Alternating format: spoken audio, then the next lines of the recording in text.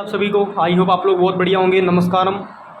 तो हम शुरू कर रहे हैं most important questions for SSC D triple S B RPF. ठीक है, तो लेक्चर नंबर 11 मैंने अपलोड कर दिया है, आप देख लेना। रोज़ शाम को 6 बजे एक न्यू वीडियो में डालूंगा, एक न्यू लेक्चर आपके लिए आएगा। ठीक है, तो डेली शाम को 6 बजे रेडी रहना। ठीक है, और आपको बता दूँ शाम के 5 बजे आपको इंग्लिश की क्लास देखने को मिलेगी डेली। ठीक है, और शाम के 6 बजे आपको जीके की क्लास देखने को मिलेगी। ठीक है, और फोकस करते हैं भारत में किसके पास किसी भी अपराधी सज़ा को माफ़ करने या बढ़ाने, लघु करने मतलब होता है बढ़ाने या कम करने की पावर है। तो भाइयों मेरी बात समझो, पहले इधर आपको मैं तरीका बताता हूँ। ये पावर सिर्फ़ और सिर्फ राष्ट्रपति के पास होती है। ठीक है, और राष्ट्रपति के पास क्यों होती है वो भी आपको बताऊंगा। रट्टा नहीं मरवाऊंगा आपको कि आप याद कर लो राष्ट्रपति के पास ऐसा, तो रट्टा तो मरवाने वाला हूँ नहीं मैं। ठीक है, आपको हर एक कॉन्सेप्ट क्लियर करूँगा ताकि जीके आपके आत्मा तक इंजॉय करे आपकी जीके। ठीक है, देखो अगर तैयारी करनी है तो आपको मन लगा के पढ़ना पड़ेगा। और मन कब लगेगा? जब आप क्रैमिंग से हटोगे, रट्टे मारने से हटोगे, जब आपको चीज़ें समझ लगेंगी तभी तो आपको आएगा। ठीक है, तो समझते हैं। राष्ट्रपति के पास होती है, राष्ट्रपति इंग्लिश में बोलते हैं प्रेसिडेंट ऑफ इंडिया। ठीक है, तो आर्टिकल 72 में ये लिखा हुआ है इम्प्रूवमेंट पावर जो मिलती है राष्ट्रपति को। अब फॉर एग्जांपल समझो, इधर पहले आपको समझाता हूँ, फिर उसके बाद हम डिस्कस करते हैं। अब देखो इधर ये एक बंदा है और इस बंदे ने कोई अपराध कर दिया। ठीक है, इसको हो रही है फांसी, पर जो प्रेसिडेंट है हमारे, ठीक है, इनके पास क्या होती है? इनके पास है इम्प्रूवमेंट पावर, आईपी इनके पास है। ठीक है, इन्होंने क्या करना है? इन्होंने ये अगर ये चाहेंगे तो इसकी फांसी हटा देंगी, इसको फांसी नहीं होगी अगर ये चाहेंगे तो। अब फॉर एग्जांपल यही है, इसको फांसी नहीं हो रही, अब इसको 10 साल की सज़ा हो रही है। कितने साल की? 10 साल की। अगर प्रेसिडेंट हमारे चाहेंगे तो इसकी 10 साल की सज़ा घटा के 2 साल भी करवा सकते हैं। तो ये पावर किसके पास होती है? प्रेसिडेंट ऑफ इंडिया के पास होती है। ठीक है, और अभी करंटली 2024 में प्रेसिडेंट ऑफ इंडिया कौन है? द्रौपदी मुर्मू जी, जो कि एक ट्राइबल लेडी थी। ठीक है, समझ रहे हो? और अभी वो हमारे इंडिया का लीड रोल प्ले कर रही हैं। ठीक है, ट्राइबल लेडी कौन थी? कौन है, सॉरी थी नहीं, अभी है, द्रौपदी मुर्मू। इसके पहले कौन थे प्रेसिडेंट हमारे? रामनाथ कोविंद। ठीक है, क्लियर होगी बात? तो ये सारी चीज़ें आई हो आपको समझ लग रही होगी। और आपको बता दूं, रट्टा नहीं मारना है, समझना है। ठीक है, अगर आपने समझ लिया तो आपकी बल्ले बल्ले हो जाएगी। ठीक है, तो फोकस करते हैं वापस। ठीक है, इतना क्लियर हो गया। अब देखो जो हमने आर्टिकल्स पढ़े हैं उनको समझाता हूँ। आर्टिकल 52 में राष्ट्रपति के पद का जिक्र करा हुआ है। ठीक है, आपको मैं सारे याद करवा दूंगा, इस बात की मैं गारंटी दे रहा हूँ, मगर आपको फोकस इसमें करना होगा। अगर आपका फोकस इससे हटा तो आप पेपर में फेल हो, ये बात पक्का है, आपका पतन निश्चित है। देखो सीधी सी बात है, जो बच्चा पढ़ेगा उसी के अच्छे नंबर आएंगे। जो बच्चा नहीं पढ़ेगा या जिस बच्चे ने 2 दिन पढ़ लिया बाकी दिन ऐश कर लिया, वो पेपर क्रैक कर ही नहीं सकता। ये बात मैं लिख के दे सकता हूँ। ठीक है, क्योंकि देखो लाखों बच्चा पेपर देगा। ठीक है, समुद्र में से सुई ढूंढना है, समझ रहे हो? लाखों बच्चा पेपर देगा और आपको उसमें से अपनी रैंक लेकर आनी है। समझ रहे हो मेरी बात? लाखों में गिनती होगी, 1 10 100,000 10,000 लाख, और 1 लाख नहीं, इसके आगे एक और जीरो लगा लो। इतनों में से आपका कंपटीशन है। ये मत सोचना कि MTS है, 10th लेवल का है, मैं तो कर लूँगा, वो क्या होगा। इसमें सिर्फ 10th वाले नहीं आएंगे, इसमें 12th वाले भी आएंगे, इसमें ग्रेजुएट वाले भी आएंगे। क्योंकि आपको पता है इंडिया में बेरोज़गारी कितनी ज़्यादा है और कोई भी सरकारी नौकरी छोड़ना नहीं चाहता आज के ज़माने में। समझ रहे हो? सरकारी नौकरी होगी तभी शादी होगी, समझ रहे हो ना? ऐसे शादी वादी नहीं होने वाली। अगर चाहोगे लव मैरिज करना तो लड़की का बाप तभी आपके हाथ में हाथ देगा जब आप सरकारी नौकरी करोगे। तो फोकस करो अपनी पढ़ाई पर, फोकस करो अपने करियर पे होगा फोकस, आपकी मौज कटेगी, कांचे काटोगे। तो फोकस करते हैं। 52 आर्टिकल में क्या लिखा है? राष्ट्रपति के पद का जिक्र करा हुआ है कि राष्ट्रपति को पद कैसे मिलेगा और कौन कौन से अधिकार राष्ट्रपति को दिए जाएंगे, ये सारा। आर्टिकल 53 में कार्यपालिका होती है। कार्यपालिका क्या होती है? कार्यपालिका होती है राष्ट्रपति का कामकाज। अब देखो, अगर आपको राष्ट्रपति बना दिया गया है, अब आपको राष्ट्रपति बना दिया गया है, ठीक है। तो आपको काम भी तो करना पड़ेगा कुछ, ऐसा थोड़ी कि आप बन गए राष्ट्रपति और बैठे हो, कोई काम नहीं करना बस बैठे हो, ऐसा नहीं है। प्रधानमंत्री को भी काम करना पड़ता है। सपोज़ करो ये राष्ट्रपति हैं, ठीक है, तो इनको काम करना पड़ेगा। तो उनकी जो कार्यपालिका, उनका जो काम काज है वो आर्टिकल 53 में लिखा है कि राष्ट्रपति को ये अथॉरिटी है। जैसे भी राष्ट्रपति को क्या मिली थी, इम्प्रूवमेंट पावर मिली थी, वो किसी की सज़ा को कम कर सकता है। अगर किसी बंदे को फांसी हो रही है तो अगर राष्ट्रपति चाहेगा तो फांसी की सज़ा भी कम करवा सकता है। राष्ट्रपति के पास इतनी पावर होती है। क्लियर होगी बात। अब आर्टिकल 52 में लिखा है चुनाव, राष्ट्रपति जी का चुनाव कैसे होता है, ठीक है। चुनाव लिखा हुआ स्टेप बाय स्टेप कि पहले क्या होगा, दूसरे नंबर पे क्या होगा, तीसरे नंबर पे क्या होगा, राष्ट्रपति का फाइनल सिलेक्शन कैसे होगा, ये सब। 54 में लिखा है प्रोसेस, सॉरी 54 में था चुनाव, 55 में लिखा है प्रोसेस। प्रोसेस का मतलब क्या है समझो इधर। प्रोसेस का मतलब है इसमें कि राष्ट्रपति का चुनाव हो गया, अब राष्ट्रपति को गद्दी कैसे मिलेगी, प्रेसिडेंट की कुर्सी कैसे मिलेगी, वो किस में दिया है, प्रोसेस में दिया है। इतना क्लियर हो गया। अब देखो आर्टिकल 56 में क्या दिया हुआ, कार्यकाल। कार्यकाल मतलब राष्ट्रपति कितने साल तक गद्दी में बैठेंगे, ठीक है, कितने सालों तक वो बनेंगे। जैसे अपने पीएम है वो 5 साल के लिए बनते हैं, तो राष्ट्रपति भी अपने 5 साल तक ही बनते हैं, ठीक है।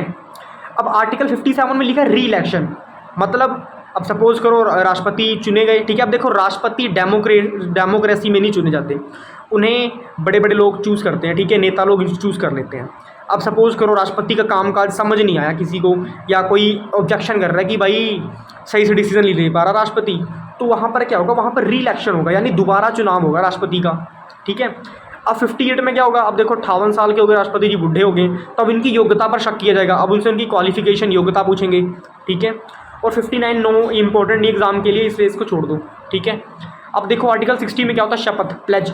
राष्ट्रपति को शपथ दिलाई जाती है, प्लेज दिलाई जाती है। जैसे स्कूलों में हमें शपथ दिलाई जाती थी ना कि India is my country and all Indians are my, all Indians are my, आगे आपको पता ही है क्या आता है, ठीक है, वो मैं बोलूँगा नहीं। अगर सभी इंडियंस अपने भाई बहन बन गए तो शादी किससे करेंगे। तो इधर देखो हमारे क्लास में एक लड़का होता था, नाम नहीं लूँगा, उस भाई का अपना दोस्त ही है। जब ऐसे होता था ना, और India is my country and all Indians are my, तो वो कहता था all Indians are your brothers and sister. अपने आप को नहीं बोलता था, बड़ा हरामी था वो। खैर कोई ना, भाई तो अपना ही है। 61 का देखो इम्पीचमेंट। इम्पीचमेंट का मतलब होता है राष्ट्रपति को धक्के से पद से हटाना। अब इम्पीचमेंट का मतलब क्या होगा मुझे पता है। देखो एक क्लियर बात बतलूँगा कि हंसी मजाक बहुत ज़रूरी है लाइफ में। अगर आप हंसी मजाक नहीं करोगे तो गाड़ी चलने वाली है नहीं, क्योंकि ये जो एग्ज़ाम होते हैं ना, जो हम एग्ज़ाम करते हैं, जो हम एग्ज़ाम देने वाले होते हैं, इसमें आपको फोकस्ड रहना पड़ता है, ठीक है। फोकस्ड कैसे रहोगे, जब आप अपने टारगेट को भूलोगे नहीं। आपको अपना टारगेट याद रहना चाहिए, ठीक है। अपने टारगेट पर फोकस रखो, किसी और चीज़ पर फोकस मत रखो। अगर आपका टारगेट ही आपसे हट गया तो आप ज़िंदगी में क्या ही कर पाओगे, समझ रहे हो मेरी बात। अगर आपका टारगेट, आप अगर फोकस्ड ही नहीं हो तो आप ज़िंदगी में क्या कर पाओगे, कुछ भी नहीं कर पाओगे। और आपको बता दूं, प्राइवेट सेक्टर में काम करना लोहे के चने चबाना है। अगर आप सोचो प्राइवेट सेक्टर में काम करना है तो भाई लोहे के चने चबाना है, समझ रहे हो। अब देखो आपको घर वाले पूरा पढ़ा रहे हैं, सब सुविधा दे रहे हैं, मैं आपको लेक्चर फ्री में प्रोवाइड करा रहा हूँ, ठीक है। अदरवाइज़ मैं ऑफलाइन क्लासेस लगाता हूँ, ठीक है, और मेरी फ़ीस भी थोड़ी हाई है, समझ रहे हो। तो इधर देखो आपको गवर्नमेंट एग्ज़ाम का अगर मौका मिल रहा है ना, इसको छोड़ो मत, इसको कर लो, जी जान लगा दो, ठीक है।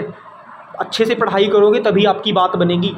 और आपको बता दूं गवर्नमेंट एग्ज़ाम में लाखों बच्चा बैठता है, समझ रहे हो। इधर देख लो, लाखों बच्चा बैठता है और लाखों बच्चों में कुछ 9,500 रैंकें, 9,500 वैकेंसियाँ निकली हैं बस, समझ रहे हो, MTS और हवलदार को मिला के।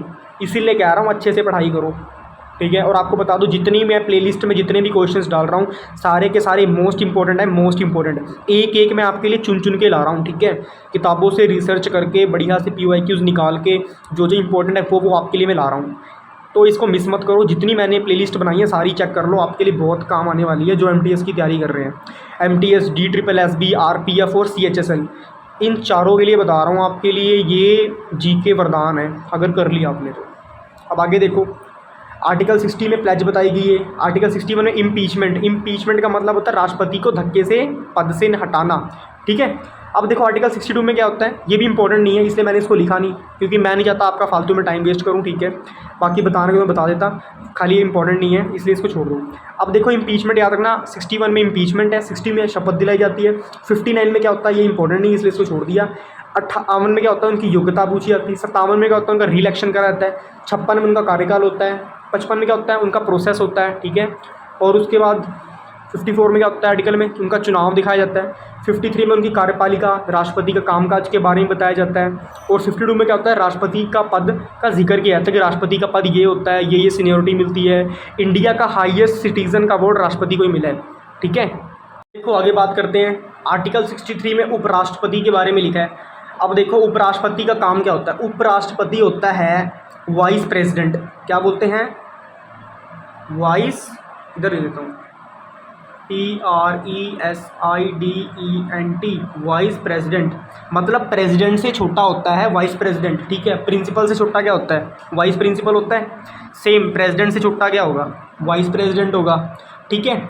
अब क्या होता है, उपराष्ट्रपति का काम क्या होता है, जब प्रेसिडेंट नहीं होते हैं, ठीक है, तो उस समय उपराष्ट्रपति काम करता है। अब देखो प्रेसिडेंट जो है वो सबसे पहले तो एक इंसान होगा, ठीक है, वो भी बीमार होता है। तो सेम थिंग क्या है, जो उनसे प्रेसिडेंट है। तो इसमें होता क्या है, उपराष्ट्रपति में जो वाइस प्रेसिडेंट होता है, जब प्रेसिडेंट नहीं होते हैं तो वहाँ पर प्रेसिडेंट की कुर्सी, प्रेसिडेंट का काम कौन संभालता है, उपराष्ट्रपति संभालता है, ठीक है। अब 64 में होता है उपसभापति। उपसभापति का काम भी बहुत यूनिक होता है, लोकसभा में इसका मेन काम होता है, ठीक है, हालांकि इंपॉर्टेंट नहीं है ये। अब देखो उपराष्ट्रपति, अब आपको बिल्कुल डिटेल में समझाता हूँ। राष्ट्रपति के हेल्पर होते हैं उपराष्ट्रपति, ठीक है।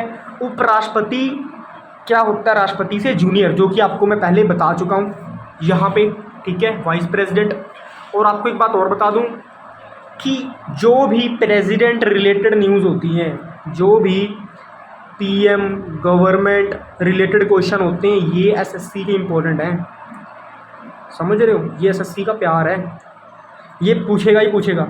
और आपको बता दूं, ये जो सा मौलिक अधिकार है ना, SSC का मोस्ट इंपॉर्टेंट है। MTS में तो आने की गारंटी है, बिल्कुल 99% चांसेस आएगा, 1% का कुछ नहीं बोल सकता। 99% है कि ये क्वेश्चन ये आएगा पक्का, कुछ ही पूछ सकते हैं, ठीक है। आर्टिकल 56 के बारे में बताओ, आर्टिकल 63 के बारे में बताओ, आर्टिकल 60 के बारे में बताओ, आर्टिकल 53 में क्या हुआ था, समझ लो मेरी बात, क्या हुआ था आर्टिकल 53 में, राष्ट्रपति का चुनाव हुआ था, गलत। क्या हुआ था आर्टिकल 53 में, बताओ, सभी बताओ। हाँ जी जल्दी जल्दी बोलो, कमेंट सेक्शन में जल्दी बोलो, आर्टिकल 53 में क्या हुआ था, शाबाश। तो आर्टिकल 53 में क्या हुआ था, जल्दी जल्दी शाबाश बोलो। देखो आर्टिकल 53 में हुआ था, कार्यपालिका के बारे में हमें बताया गया था, राष्ट्रपति का कामकाज कैसे होता है। और आर्टिकल 54 में क्या हुआ था, आर्टिकल 54 में क्या हुआ था, आर्टिकल 54 में हुआ था, राष्ट्रपति के चुनाव के बारे में बताया गया था कि राष्ट्रपति का चुनाव कैसे होगा, उसकी प्रक्रिया क्या होगी, ठीक है। तो ये सारी चीज़ें आपसे पूछी जाएंगी और मैं आशा करता हूँ आप लोग इसे पढ़ोगे अच्छे से, ठीक है। और फोकस हो गया, अपनी पढ़ाई करो, फालतू की चीज़ों पे ध्यान मत दो। एक बार सक्सेस हो गए तो मौज काटोगे, अदरवाइज़ दिहाड़ियाँ करोगे, प्राइवेट सेक्टर में धक्के खाओगे, कोई फ़ायदा नहीं है, ठीक है। घर वाले पढ़ा रहे हैं, माँ बाप पढ़ा रहे हैं, तो चुपचाप पढ़ाई करो, सरकारी नौकरी पकड़ो, फिर ऐश करो। Till then goodbye everybody, take care and all the very best for upcoming exams. और बता दूँ, मैंने प्लेलिस्ट बना रखी है इस पूरी जीके की, जो कि मोस्ट इंपॉर्टेंट है आप लोगों के लिए। जाके चैनल में देखो और मौज काटो। Till then good bye.